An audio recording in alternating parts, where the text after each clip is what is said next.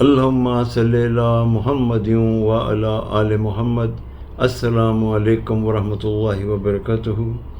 میری آج کی حدیث صحیح بخاری 2054 نمبر۔ ایک روز ایک شخص نبی پاک صلی اللہ علیہ وسلم کی خدمت میں حاضر ہوا اور آ کے کہنے لگا، یا رسول اللہ، میں بھوکا ہوں۔ نبی پاک صلی اللہ علیہ وسلم نے اپنی ایک زوجہ محترمہ کی طرف کھانے کے انتظام کا پیغام دے کے بھیجا۔ وہاں سے جواب آیا کہ اللہ کے رسول، قسم ہے اس ذات کی جس نے آپ کو خاتم النبیین اور حق دے کے بھیجا ہے، میرے پاس پانی کے سوا کچھ نہیں ہے۔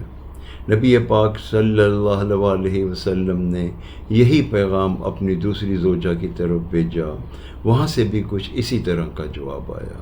غرض ہے کہ حتیٰ کہ تمام ازواج کی طرف سے یہی جواب آیا۔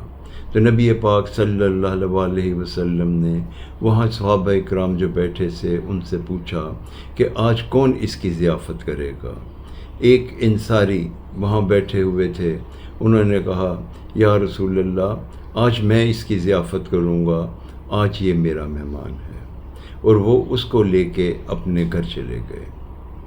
جا کے بیوی سے پوچھا، کھانے کا کیا انتظام ہے؟ بیوی نے کہا کہ صرف بچوں کے لیے کھانا ہے۔ انہوں نے اسے کہا کہ تم ایسا کرو، بچوں کو بلا پسلا کے سلا دو، اور جب ہم کھانا کھانے لگیں تو چراغ بجھا دینا، ایسا لگے کہ ہم نے بھی کھانا کھایا۔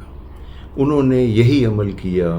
جب کھانے کا وقت ہوا تو ان کی بیوی نے چراغ کو بجھا دیا، اور مہمان یہ سمجھا کہ سب ہم مل کے کھانا کھا رہے ہیں، اور اس نے خوب سیر ہو کے کھایا۔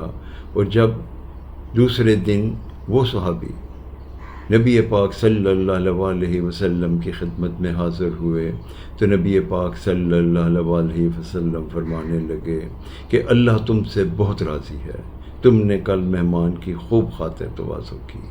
اس زمانے میں صحابہ اکرام کا یہ جذبہ ہوتا تھا مہمانوں کی ضیافت کرنے کا۔